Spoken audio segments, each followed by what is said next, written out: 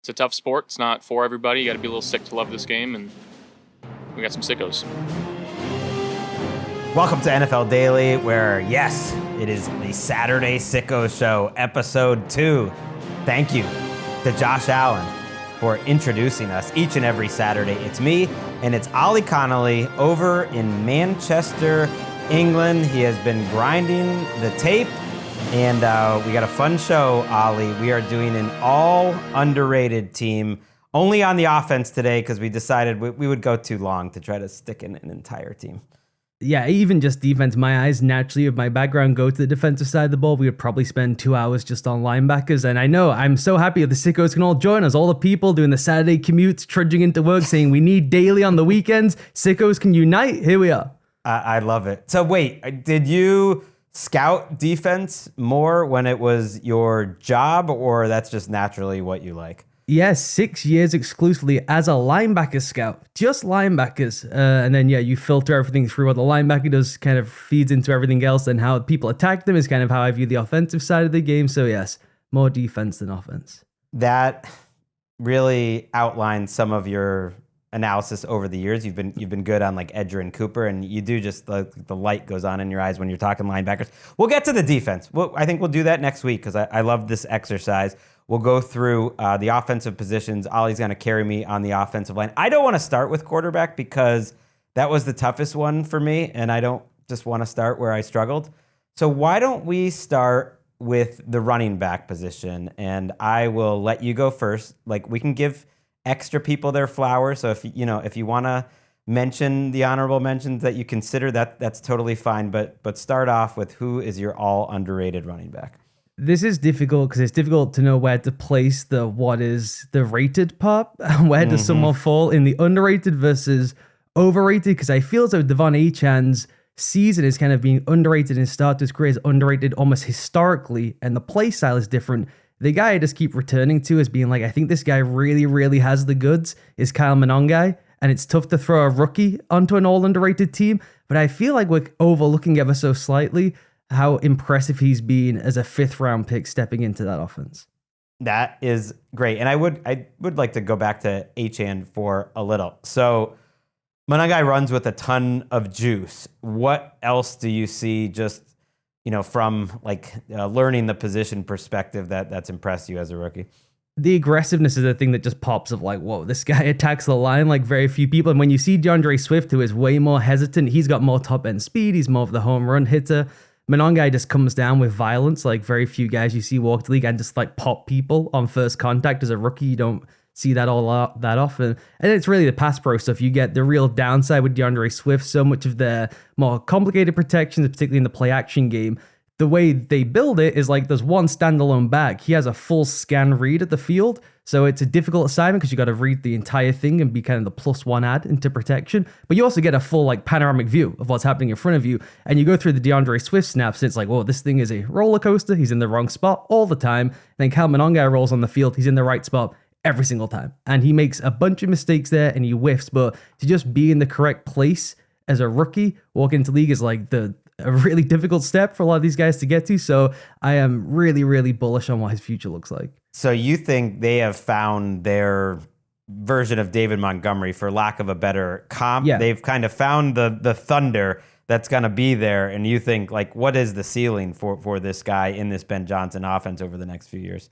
Probably being like the frustrating fancy guy because the exciting player isn't on the field as much as you want, and he vultures all the touchdowns in the red zone. Is what I imagine is he's going to be, whilst Ben Johnson's like, I'm never letting this guy leave the building. He's just there for like 8 years running contract after contract is what I see him looking like.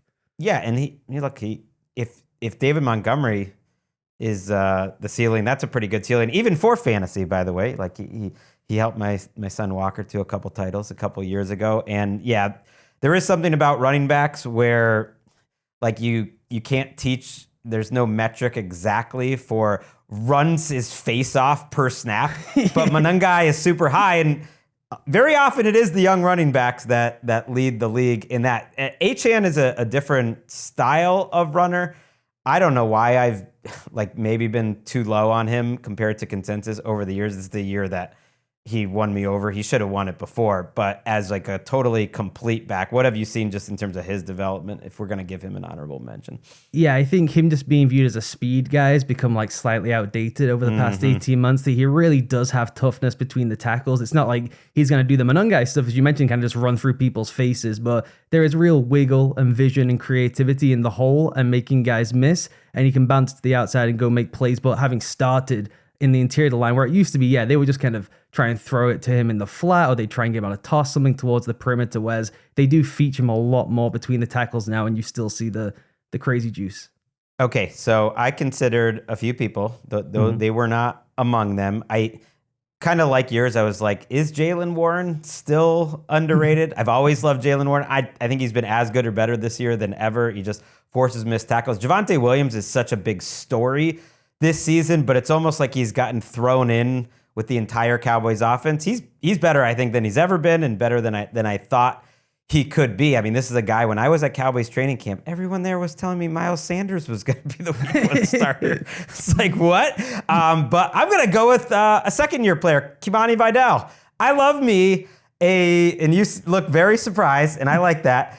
I love me a guy who can do everything well as like a late-round draft pick. And maybe I'm a little, too much of a prisoner of the moment, coming off a game against the Raiders where, he busted a million missed forced tackles. But when I went back through like his tape, he's forced a ton of missed tackles all year. He's in the top, 5 or 6 in terms of missed tackles forced per, run. And he presses the hole, like he's pretty patient. But when he makes a decision to go, like he goes. He's good in pass protection. Like I did watch a decent amount of that. And I was trying to think of like a comparison. There was a play against Devin Lloyd against the Jaguars where he just does a stutter and go. And so he has like a little more juice than I expected. He is not a guy to build an entire running game around, but whatever they wanted out of Najee Harris, to me, he can be a long-term, really good 1B. So to get that out of your 6th round pick, and I think he is my kind of guy. I was trying to think of a comp for him long-term. Maybe not exactly playing style, but a bigger guy who almost plays in some ways like a smaller guy, more agile, like a Chester Taylor type who was the backup to Jamal Lewis and then became the guy for a year or two in Minnesota, but it's just good in a tandem. I like Kimani Vidal, and I know the Chargers like him a lot, and I think he's going to be there as a nice 1B behind Hampton over the next couple of years. I think that's a really fun, good shout. The pass pro stuff, I'm not as there with you on that stuff. He's an interesting one where the effort is all out. I can't quite tell if he knows he's blocking the right guy or not. And so it's hard to tell with that group anyway. The whole thing is just like shelled within 2 seconds. So it's just demolition derby in the backfield and you can't figure out who was supposed to be picking up who. I got a sense based on some of the post hit reactions that guys look at him going, where were you? Why were you stood over there? So the actual like one-on-one, is he willing? Is he up for the fight?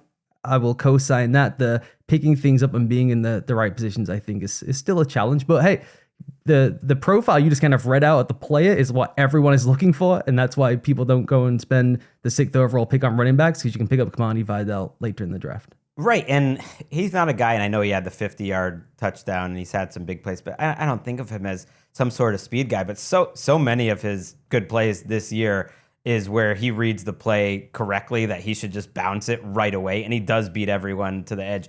In the Steelers game, for instance, that was more up the middle, but Patrick Queen must have missed 4 tackles against him. And I know Patrick Queen misses a lot of tackles. Yeah, that's not the craziest thing ever now. I know, but that was one game. Like, he literally could not tackle Kimani Vidal. So I just feel like he hasn't gotten a lot of pop. He was not a guy I thought had much upside. I'm not even sure the Chargers did either, because he bounced around on their practice squad, and he was not in the plans for this year. But I liked him a lot. Quinshon Judkins is another guy who I just think in a better system would be living it up. We saw him live, and like, who would you take right now between Judkins and Ashton Genty long term? Not close. I would take Quinshon Judkins. Did we talk about this already? Maybe. I honestly think that if Quinshon Judkins just played behind a stable, okay-ish offensive line, that he would already be considered like the 4th or 5th best back in the league behind those guys who can just do everything. He's not going to be the guy who can do everything for you, but in terms of every single fan base going, why don't we have a guy like that on our team? I think if you just put him behind a stable group, that's where he'd be at already. So he could probably fit because I do not think that the average fan, and he just hasn't gotten a lot of pop. And the numbers, even for fantasy, like for instance, haven't been great of late. But I totally agree. I am convinced he is going to be a real deal top 10 back for a while. So he's underrated as well. But I figured for the exercise, let's give some shouts to some lesser known guys. Let's go to receiver. Give me your, well, let's just start with one receiver each. We'll go back and forth. I'm going to go with Keishawn Booty, who I feel is almost being... He's almost being tossed in as like part of what we've seen with Drake May. People will throw into the conversation. I know you love a conversation. Is like Drake May's downfield targets are outrageous. Look how out of control Drake May is throwing the ball down the field, and it's not quite added on to the end of the sentence how good Keishawn Booty is being to complete that stuff. These are tight window throws. He does not create a ton of separation, but he's got unbelievable hands, late hands, separates really late in the route, which is the way to do it down the field. And you just go through his like EPA per target figures, and he's putting up monster production. It's like him and then JSN. Every filter you put on, it's him and JSN, and everyone knows what a dominant season JSN is having. But I feel like Booty's kind of getting almost hamstrung as though it's because of Drake May as opposed to his own excellence. Yeah, he was one of my two receivers as well. Some of the numbers are crazy. I mean, he's only had 42 targets this year. He did miss some time with an injury. Of those 30 catches, that first of all, he caught 30 out of 42 passes, which, you know, it's over 70%. And the average depth of target is 17 yards down the field. That is just an insane combination. So he has 16 explosives. And you're right. Like, if he ever separates, it's like in the last half second, like whether he somehow uses his physicality to get away from the receiver. We do have, if you're watching on YouTube, we love you, like the touchdown against the Dolphins. And this is nothing more than like when the ball's in the air, he really locates it well. And this is one where he like almost ducks under the defender at the last second. So I don't know why it's an underrated skill, like how good you are at literally catching the ball, but he is excellent at that. He beat Kool-Aid McKinstry a couple times in the Saints game with some tough grabs. And I'm with you. You know what's sneaky about him too? He's only 23 years old. So like, he came into the season, I think they believed he would be the guy that he is. He was kind of their starting X from the first day of training camp, and they said, no, really, he is going to be that guy. And yep, I think part of it is he is younger than people realize and maybe has a higher ceiling than people realize. And funny because he was drafted almost in the Belichickian mold. Remember, Bill used to love taking the guys who are like high school superstars, and the career wasn't quite where you want it to be in college. And he's just like, I'll bet on the athlete, the internal athleticism, and we'll coach it up, and we'll draft Dominique Easley with no knees in the first round. It feels like that kind of throwback with Booty. What's interesting is 40% of his routes are go balls. And that puts him in the bracket of like a Marvin Mims and a Tyquan Thornton, where it's just a true down the field burner to create space for everyone else.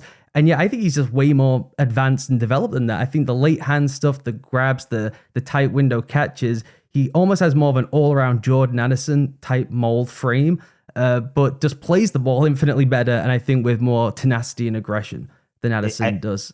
Yeah, I looked at like the contested catch numbers because I just figured they would be good. He actually had less targets than I expected. He was 5 for 7, which is an incredible percent according to PFF, and those numbers can be a little wonky. And one thing I noticed is like half of the top receivers in the league were Patriots. Like Demario Douglas was somehow near the top of that list. Mac Hollins has been good. So May puts it in a good spot, and his receivers have been doing a good job for him. All right, that was one of my two receivers. I'm going to go with the more obvious, like underrated, but it's been a tweet that I've just retweeted of myself every once in a while this season. So that's when you know you really are putting your flag on the ground. It's Alec Pierce, because my line is, no matter how good you think Alec Pierce is, he's still probably better. And he started the season. He only had one catch in week 1, and it was a throw. I remember that I put up as a throw of the year nominee against, I think it was the Dolphins.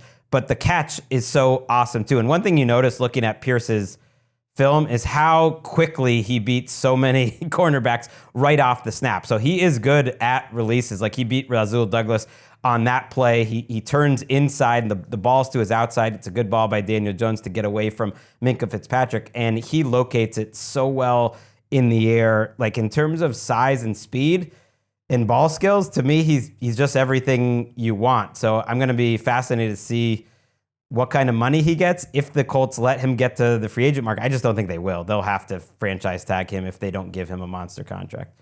I was going to ask you about that because you have to put your annual free agents list together, and it's a pretty shallow pool if you go look at it this season. And so I imagine his agent, he's going to be 26 going into next season.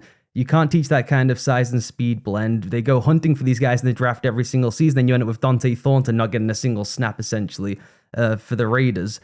You can go and build in a ready-made. I mean, he has, if you go through some of the next-gen figures on like average speed, he's like the second quickest guy in the NFL on a per-step basis. So to be able to go and find that kind of production, I do wonder if they're going to have a tough time bringing him back if they've got to do the Jones contract. I guess they're pot committed because they're going to have to bring Jones back. They did the Source deal. But if he does hit the market, it's probably going to be a pretty tasty deal.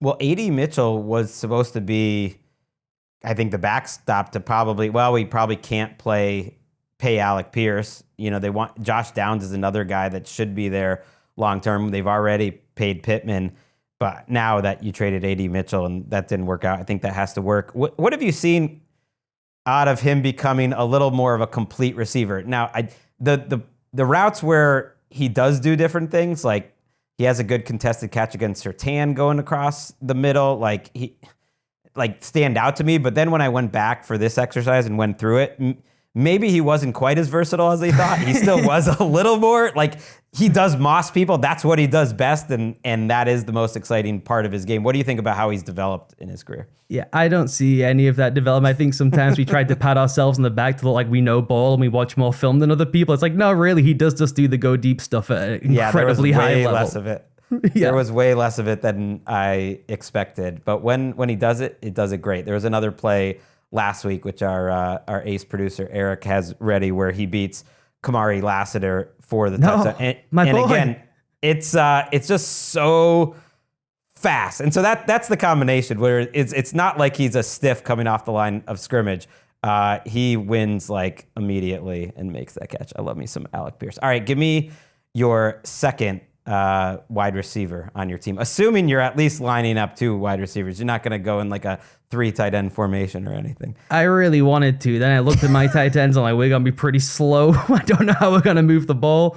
I'm going to stick with the Colts and go with Josh Downs. I know he's like incredibly well known and he's almost become almost a meme of like, could you get more production out of him? I just think there's so much more to his game than they even use him. They are kind of pigeonholed with Pierce is the go shot guy. Downs is coming off the field slightly more now because they want to get some more 2 tight end stuff. It limits what he can do with the top of the route, in-out twitch in the middle of the field. I just think he is so true vintage, what we used to have as a slot receiver. Now everyone's a power slot and it's Drake London, it's these big guys, it's Puka Nacua, and he just to me is in the old school mold of Julian Edelman. You line him up in the slot, they get a 2-way go on a slot guy, liquid hips, no one can keep up with him, and he's just open consistently. Liquid hips, is that a new term or? I probably stole that from DJ in like 2012, I imagine. Liquid hips. I wish someone would tell me I had liquid hips. That's amazing. Yeah, I love me some Josh Downs. I fell way more in love with him actually when I was studying Drake May in college. Yeah. And I realized like the biggest difference between one year to the next is he doesn't have Josh Downs, and Josh Downs is incredible. Not that I didn't love him in the NFL, but you really saw his potential there at UNC. And he makes a ton of catches away from his frame. This isn't just like, I mean, there's the one against the Texans, which is probably the most common one that people will have seen, which is the sideline grab where it's over the shoulder and he goes and gets it off the sideline essentially. But he plays so much bigger than he actually is. He is not typically my kind of guy. I like my receivers who come in and do the dirty work and they get involved in the action. Someone like Puka who's really invested in the blocking game. Someone like Drake London, Jacoby Myers, those kind of guys are typically where I look with the underrated. I think Josh Downs has a real like gravitational pull on a defense, and yet they don't quite scheme around him in that kind of way. I think they leave a bunch of production on the field with him. So Booty was my number 2 on this team. The other guy I just want to give a shout out, and I'm not saying like you're going to build an offense around him, but how about Wan'Dale Robinson just being in the top 10 of receivers in the NFL? How about Wan'Dale? Because when I watched them the last few years, and they like it almost became a joke how he was their entire offense last year, a 7-yard pass to Wan'Dale Robinson. But I always thought like, well, that's not his fault, and he can play a role for a good team, and they're asking him to do more. But the fact that like He's doing a little more downfield. He has had a few more contested catches. It's not a great idea to do that. He has gotten leveled on some throws from Jackson Dart and Jameis Winston this year, and he hasn't come up with all of them, but he has held on to a different amount. I just, he is maximizing the guy that I think Wan'Dale Robinson can be. He's going to end up with like a 1,200-yard season thrown into his career. So shout out Wan'Dale Robinson. Just give him some love. My guy in that category will be Jacoby Myers, who I know you've discussed a bunch on the show. He gets an odd amount of love on NFL Daily for that kind of player, but his toughness in the middle of the field and him joining the Jags and them saying, now our offense is built around you and Brenton Strange. That is the offense. Forget Brian Thomas Jr., Travis Hunter's gone down. Liam's like, I finally have my guy. It was Jacoby Myers all along, and now the offense works. That to me is pretty cool. Okay, wait. So is Brenton Strange one of your tight ends? Because he is one of mine. I feel like he almost has to be, because the underrated aspect is that Liam Cohen got to Jacksonville. We're all excited about them trading up for Travis Hunter, them having Brian Thomas Jr., who just looked so sensational as a rookie, was completely uncoverable as a rookie, was basically open every other play when he was like investing and running what they asked him to do. Liam Cohen gets there and is like, I've been in the lab, I'm one of the geniuses of the league, and I've decided to design my entire offense around Brenton Strange. That was what he came up with, and it worked. And then Brenton Strange goes down, and the offense doesn't work. He returns, it works again. So when you say they design their entire offense out of Brenton Strange, maybe explain for the listeners how you mean that. Because even though he has been productive, and he missed that month with the injury and immediately productive when he comes back, it's not like off the charts production. So when you say the whole offense is kind of around Strange, what do you mean by that? What they do with formationally, with the strength of the formation, how they get to their base run game, all the pulling and movement and creativity they want to do is based on him being the guy who can pin and play like a tackle, so you can pull and move guys around him as though you had no lineman in there. Then you get the overlay of the play action and being pretty neutral and balanced in your drop back game because you feel like he can threaten the seam too. And it's the exact same description of Cade Otton. It's, can you block on the move? Can you sit and pin like an offensive tackle when we're up at the line of scrimmage? And can you slice across the formation and block people on the move? Those are usually two separate skill sets with tight ends in the NFL. It's either the big guys who block and can drive people vertically, or you get more of the Dallas Goedert, who is an unbelievable blocker on the move. Those are two distinct skill sets. Typically, he can do it all. And so it opens up every single thing you want to do as an offense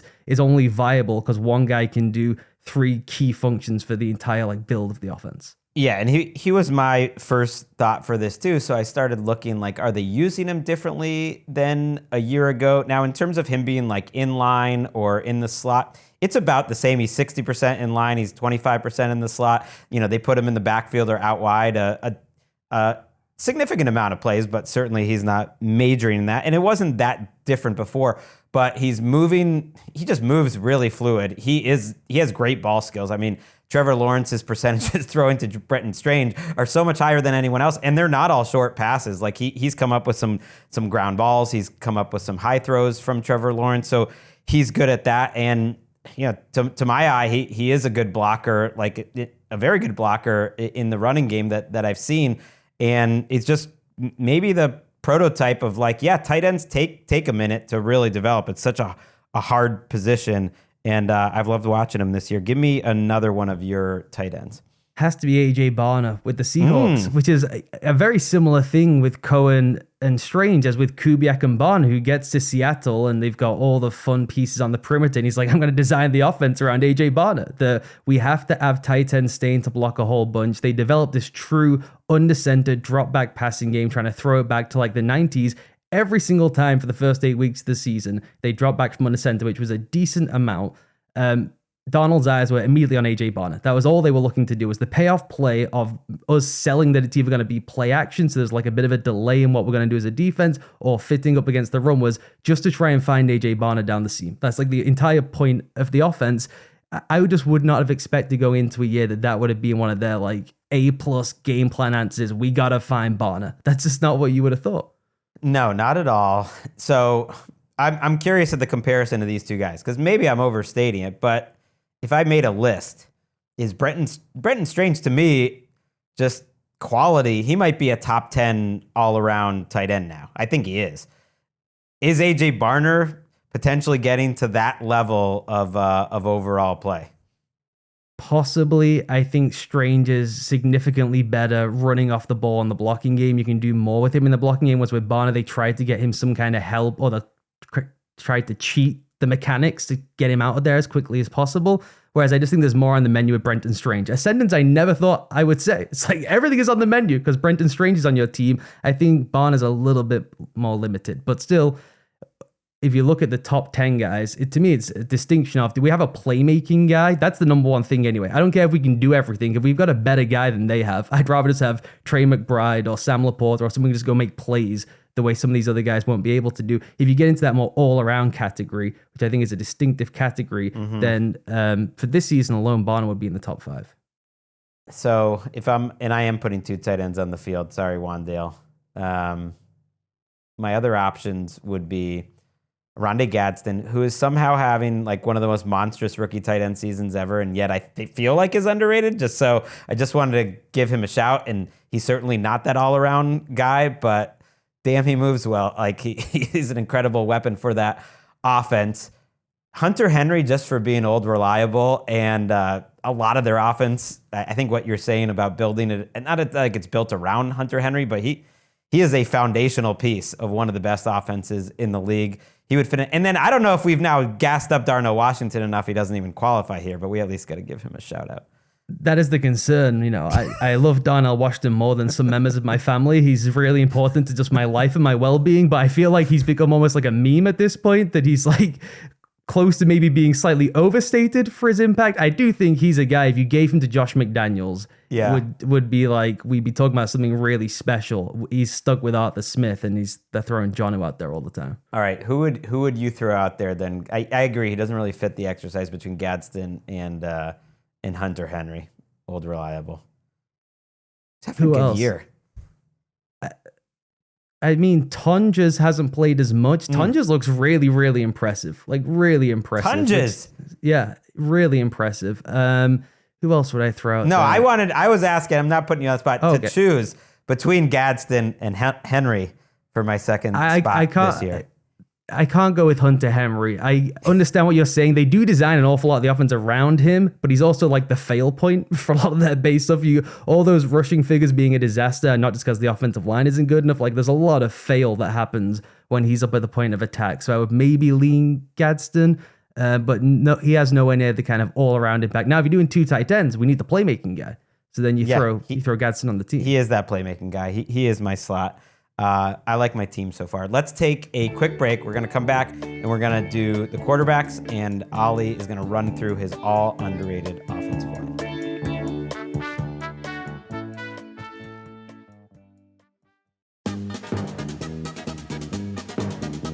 Back on NFL Daily. Hoping Ollie is not too mad at me for including Mari Lassiter in the Alec Pierce dunk on him highlight crew. They're real. I know you're a big Lassiter fan. You can throw him out there for the defensive team. We'll get there. The only negative play he's had all season, you managed to find the film. It's brutal. That's fair. Okay, let's get to quarterback. I didn't know what to go. I guess it's partly because of the position, like what is underrated at quarterback. I could have chosen a million quarterbacks here, or it was very difficult to choose just one. So I'll put you on the hot seat to start. Yeah, I found this the toughest one just because I feel like that it's covered so well as a position that everyone feels well slotted. There's still an element of me of how many years can I go on saying that I feel like Jared Goff is under-discussed and undervalued for what he does. Jordan Love, I just feel, is so special, yet still gets thrown into a camp of like, is he, isn't he? And I just think that he is, so I toyed with that. The one I settled on was Bryce Young, in the sense that I think he's an NFL caliber starter, and yet there's still conversation of should they pick up the option, should they not pick up the option, what will the extension look like? And it's pretty hard to find NFL caliber starters, even with the number 1 overall pick. It's pretty tough to do. You go look at the recent history of that thing, it's not that strong. And I think that Bryce's development has been fascinating this season in a bunch of like under the hood ways that give me some confidence that he can at least be league average for a sustained degree of his career, and that's no poor thing. And so I think he's become slightly underrated for the actual player he is. That's fascinating to me because I know you've had your doubts about him. I have given up listening to the read optional for Lent. or no, just for this show, for the Saturday Sicko show. But everyone should check out Ollie's great podcast with John Ledyard. It is worth signing up for his Substack for the writing and for the podcast. And you've wondered, in the offseason, whether Bryce Young was really like a great fit for what this Dave Canales offense was trying to be when it was trying to be so traditional. And it has been an up and down year for Young. Like, the good games have been incredible. The bad games, especially early in the season, some of his first quarters were just disastrous. What has he done in terms of development under the hood you're talking about that you've seen that gets him on this list? I just think the level of mental and physical toughness is like the super skill he has. People, whenever I talk about Bryce Young, I wrote this giant column in the offseason about Bryce Young where I effectively had like a mental breakdown trying to figure out a player I just couldn't understand. I just couldn't get with what was happening with him and his development. And I got asked when I was doing the podcast rounds about that piece of, well, what is the super skill? And I think the super skill is the intellect and the toughness. And there's been plenty of guys who've had unbelievable careers where those are the two super skills. And so his ability to stay composed under fire has limited. There have still been disaster plays. You go and watch the Niners game, there's disaster plays everywhere. I get it. But it's less than it used to be. And he's still in an ill-fitting setup, which gives me belief that if it was slightly more well-suited to his natural game, which is in the gun, playing point guard, which they can't do at the moment because of the team around him and because the way the coach wants to play, that he could have a stronger career and be a viable starter, which is just not where certainly I was at the end of even last season. I don't think the fifth-year option decision is that difficult. I did say a month ago on the show that I thought it was going to be that was coming off his worst game of the year. It was going to be an important stretch run for him, because if he threw in a lot more games like that and didn't show development, would they bring in competition in the offseason for him? He's had some of his best games of the season since then, so that I think is going to put that to bed. And the fifth-year option decision to me is less difficult. Even if they ever wanted to bring in another quarterback there, it's $26.5 million. At this point, that's pretty low for like a starting quarterback. Even if you don't love him, you just have to kind of get used to what the salary cap numbers are. That's low. Like, he could not even have his starting job going into his fifth year, and that's not that crazy or be battling. So I'm with you. You got to see the development. And, I've been comping him to Alex Smith his whole career in terms of what his career arc could be, especially with that brutal rookie year, bounce back to just stable second year. And I think he's sort of still on that path, even if they're different players. And I think it's a weird one because I was so down and dour on Dave Canales and how he kind of viewed the game and went about coaching it, and particularly how he approached Bryce early on. Then I was really impressed with how he completely overhauled the system to be like, I just got to accept who my quarterback is, and I'm going to roll with that. That I've now pivoted to being, if you had to pick one of the two of them, I would pick Canales over Bryce Young, and I would be all for bringing competition and saying, for example, if they had Cam Ward in that system right now, would be, I think, better and a way better long-term fit. But I just think that Bryce's skill set has shown me that if he went and he was the Cardinals quarterback next season or whatever it was, that he would be a viable starter, even with the concerns people have. I think the touch, the downfield throwing, enough off-script creativity. He has a super processor in his head. He just sees things and reacts so quickly to everything that's happening that he could have Alex Smith career is a great example that he could have in 8 years. He gets with whatever his version of Andy Reid is, and the team is really good and competitive, but he's just never going to quite be one of the 15 or 12 best quarterbacks in the league on a given season. And if he's 24 years old and he's got that super, processor in his head, that's going to get better, and that advantage could become a bigger advantage as he has more time in the league. So I like that shout out. Dak was where I started to land, and I might get there. I'm going to just talk it through with you, and we'll decide. Because I just think he's been incredible this year. He's having a peak Dak year, which means he's as good as any quarterback in the entire NFL. And so to me, that is, for how he's talked about, he is underrated. Going lower on the list, there are some options.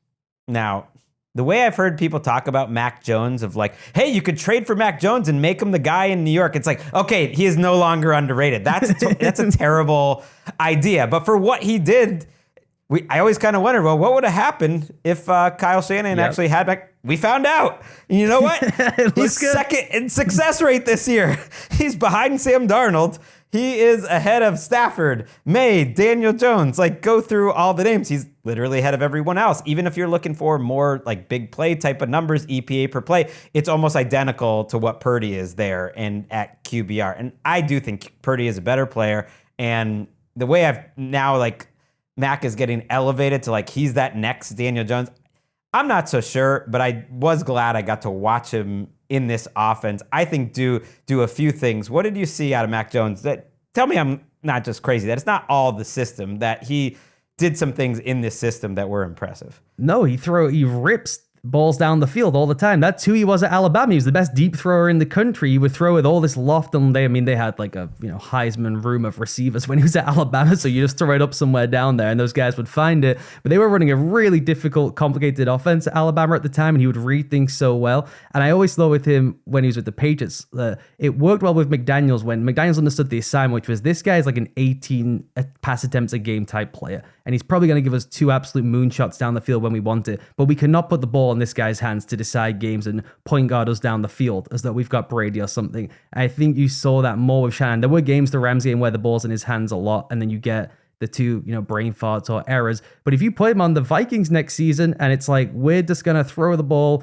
20 times, and if you can just have 1 mistake and 2, absolute hero shots down the field, we feel pretty good about that.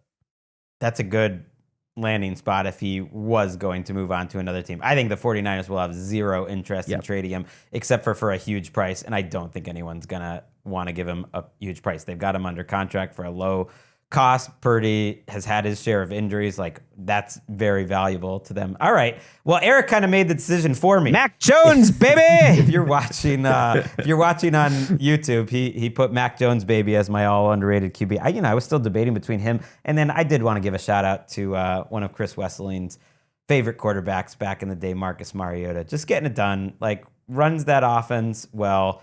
I actually was surprised some of his under the hood numbers weren't like as great as I thought, because to me he's passing the eye test, but he is doing his job. He is everything you want as out of a backup quarterback. So I love him kind of realizing his best self here with the Commanders.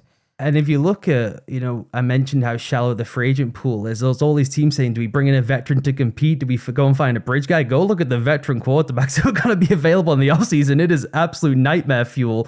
Marcus Mariota is going to get paid really, really well to come in and compete for someone next season. Sneaky young, somehow still only 32 years old. Don't let the gray hair fool you. And it is funny because I think about Wes all the time with Mariota and Winston. We just, for some reason, spent half of our, 3-year period debating between the two of them. And here they are still sort of on these twin tracks, and now they're just these fun backups that are playing well and elevating their teams when they do play. All right, let's go to the offensive line. We will wrap there, and I'm leaning on you here. I have one thought, but I'm actually gonna cede the floor. Let's start at the tackle position. Give me your 2 tackles you have on the all underrated team. So I went left and right tackle, as you should do with teams. You should put them in their appropriate positions. So a left tackle, to me, it's a straight shootout between Bernard Ryman and Paris Johnson. I went with Paris Johnson. I did enjoy, he had a quote about a month ago about how much better life is essentially with Jacoby Brissett in the building and not having to deal with Kyler Murray, about how much easier it is to fight and be engaged in football. So that's been fun to watch when he's in there. I think he's still only 24. He's really figuring things out now.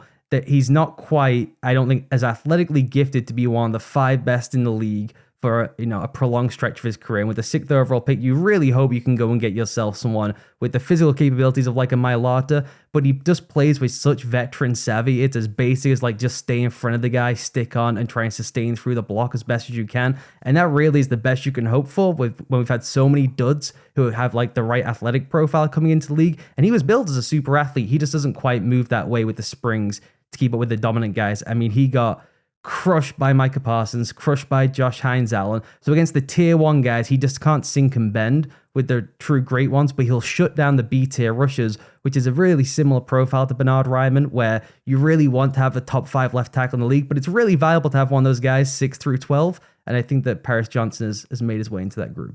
Yeah, because when I watch him, he does seem to move and have basically everything that you want, but you're seeing him, because he is young, as like closer to, I'm trying to think of like the level of career, like a Jake Matthews type of career than possibly being a top 5 type of guy. Yeah, where you look up and you're like, that guy's been there for 12 years. Has he been in the league that long? But it's just you can't find a replacement. It's dumb to go and chase something better. But yeah, he's not Trent Williams, and you just have to live with that, and it's really valuable. Even when you go through some of his pressure figures, I went through and I looked at some of the pressures, and I think a lot of the stuff is just not on him. It's really hard to tabulate the pressures, particularly if it's one of the chip ones where it's like database on how close they are to the quarterback. A lot of that is Kyler moving into pressure. A lot of that is like blown blocking mechanics where he's in the right spot and then he gets dinged with the pressure because it's off his side, but he's, blocking up correctly based on the line call.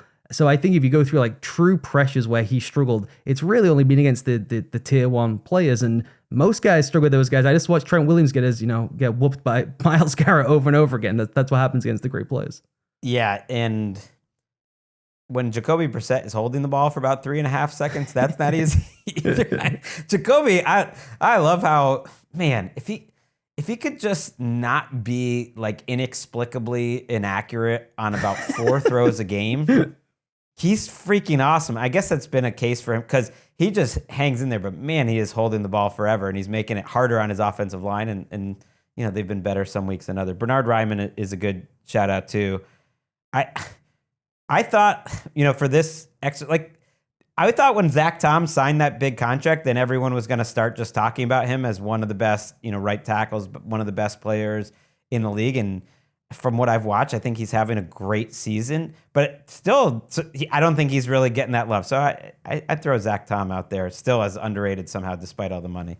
I would always throw Zach Tom in there. If you start putting together the list of best right tackles, you get to his name like 3rd in line. Like he's just right there. He is, even if you just go by skill set, the slick feet, the base, everything is as good. The fluidity, he's as good as anyone going. He's just not quite in that A+ tier of like a Lane Johnson where it's like, oh, here's a Hall of Famer in their prime doing it at the highest level.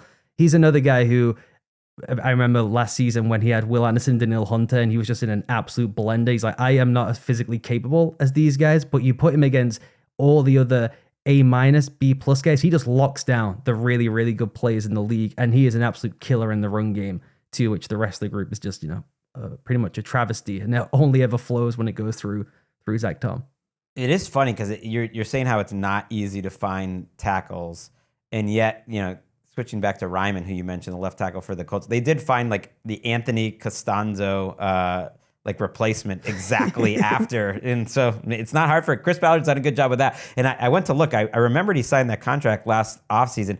4 years, $100 million, $60 million guaranteed. They kind of got ahead of it with Ryman, and that's going to age very well, I think, for the Colts. All right, let's go to the interior line. Who are your guards?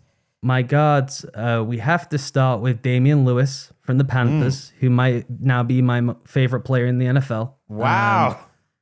An absolute bowling ball of a human being. He is the tiniest, squattest interior lineman we have, and he just is out there to take souls. And what can you not love about an interior lineman who is just out there crushing everyone, who rarely ever loses one-on-one in pass pro? I've watched him go up against Milton Williams and Deion Walker, Zach Sealer, Josh Hines Allen, we mentioned, and Trayvon Walker went up against both those guys one-on-one. He just nails people immediately at the point of contact, and the rep is just over. Not as quick moving side to side in pass pro, but in the run game, he is just an absolute killer. He is so low to the ground. He just gets up and under people immediately, gets into position, can twist and contort anyone that you like. Crazy grip strength, despite having these really tiny arms. He just locks into people and can maneuver even the best in the game and can reset the line in the zone. The Packers film is like all time, like just go and watch one guy on his own, maul a front, one-on-one. They keep sending different bodies at him. Like someone else got the Lewis assignment. He's like, I'm good. I'm going to go wreck that guy's afternoon. So Damian Lewis, I've just fallen in love with. I love that. You sent me a clip that I guess is common on tape.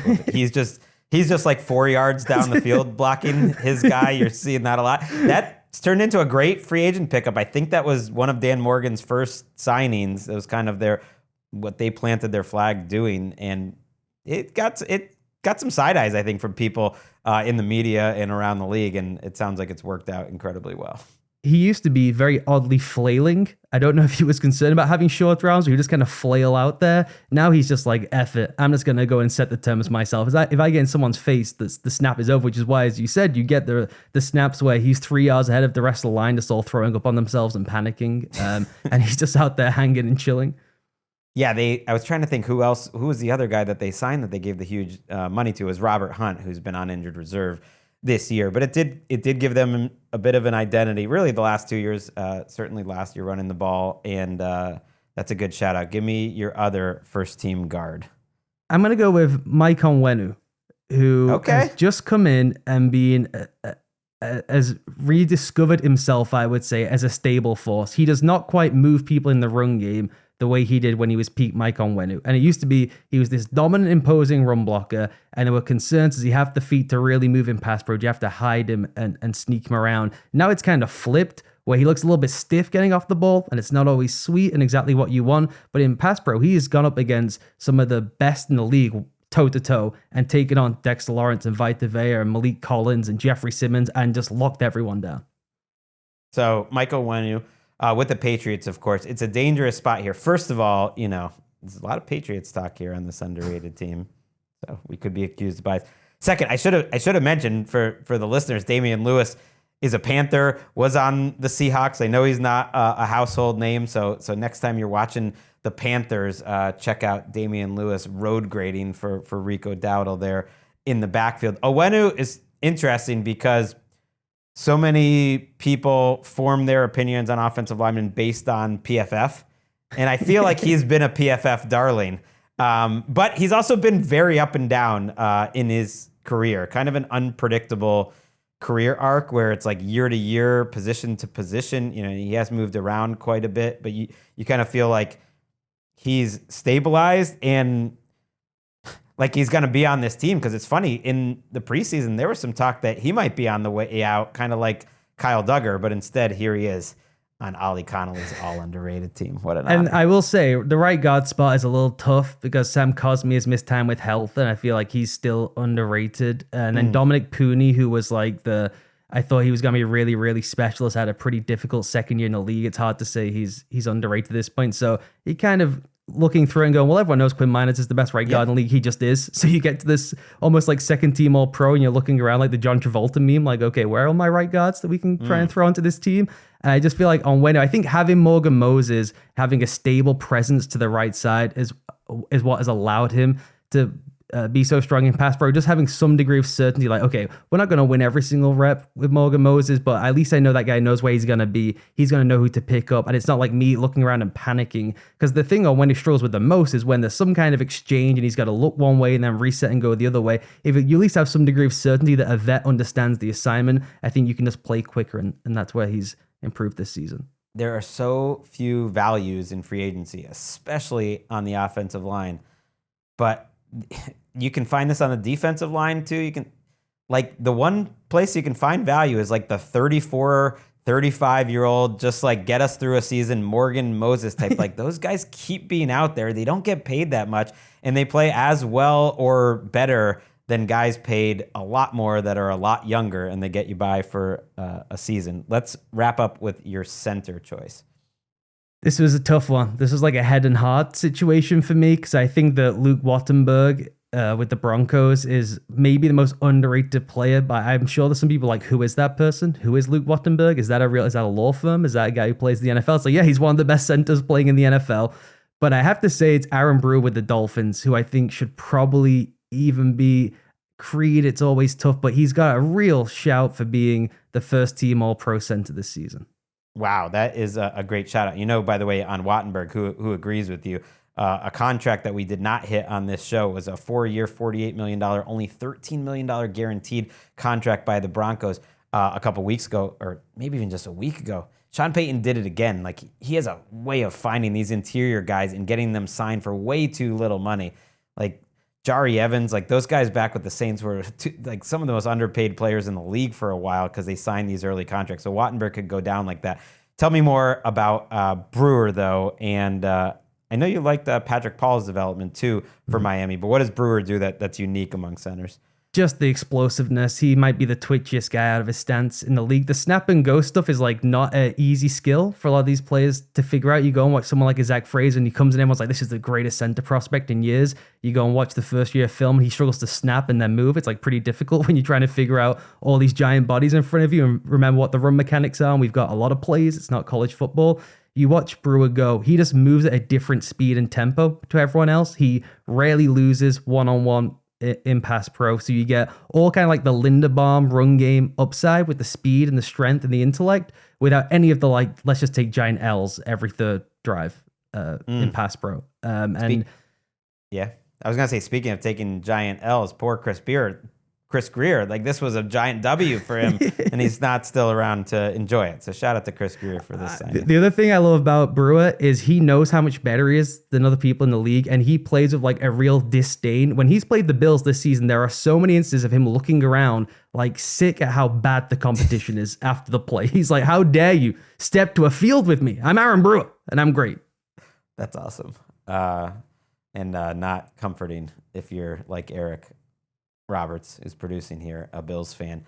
Let's wrap up with Eric's idea. He just wanted one matchup here, Ollie, that you're looking to. We're heading into what I think is the most interesting slate of the season. We've got 3 really important, intriguing games in the early window on Sunday. All the primetime games are going to be really huge in terms of playoff leverage. What is just like a matchup, whether it's a player, a passing offense, whatever it is that you're most looking forward to this weekend?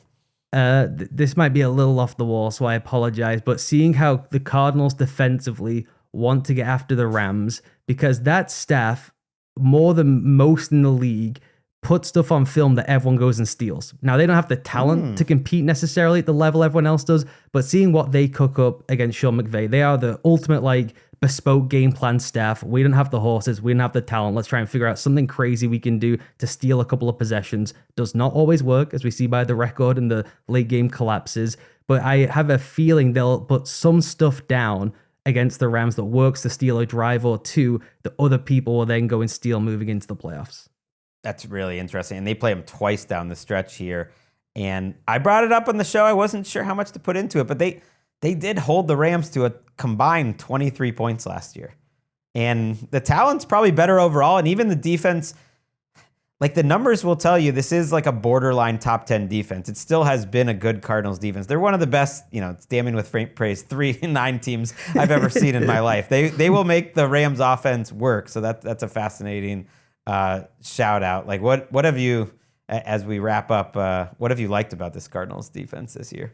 Not an awful lot, frankly. I'm not with you on them being one of the best 3-9 teams. I've seen now, to their credit, they've had so many injuries in the secondary. They're rolling guys in and out all the time, trying to figure stuff out. I'm just saying they're a 5 or 6 win team. They could easily be 6-6, and it'd be like they should be 6-6. Right. If they had not blown games, they would be 6-6. My number one thing with the Cardinals, where I'm like, oh, I do not like this. This is not good for my soul, is the decline of Buddha, who is the perennial all-underrated player of just like the Hall of Fame guy of like, you don't realize we had Troy Polamalu return to the league and he's just playing out in Arizona on shitty teams. It's really unfair. To see a dip in Buddha's form, and I'm wondering, can we get him maybe to another team where there's like a second resurgence and a second life? Would they allow him to try and do that? Or is it just once the decline comes for that position, that's just a problem? And a lot of stuff they do, their most creative stuff, and they are probably the wonkiest defense in the NFL, is this is the coverage shell. Here's where everyone else is. And then Buddha, you just go and do what you want to do. You just figure it out on your own. That works really well when he's at peak athleticism, peak mentality, can read the game quicker than anyone else. When that takes even a 3% ding, you get all kind of issues in coverage. We put you on the spot and you delivered, like Buddha Baker does so often. They gave him an extension in December last year. It's always a weird time for an extension. And so he's probably not going anywhere. That would be tough to trade. But he is one of those players, I agree with you, that I'd like to see in a different uniform at some point in the spotlight, making playoff runs. They're not doing that anytime soon. All right, that's it for the all underrated team on offense. I enjoyed doing it. I think we should do the defense next week, and then we don't even have to come up with another idea. Another Saturday for the Sickos. Thank you, Ollie. Thanks, Greg. We'll be back. These Saturday shows obviously are the last time before you hear us before the recap show. Jordan Rodriguez, who's been away on assignment, should have mentioned at some point this week for the Athletics. She'll be back in the studio with myself and Patrick Claybon and Nick Shook in Cleveland for the recap show. We'll see you then.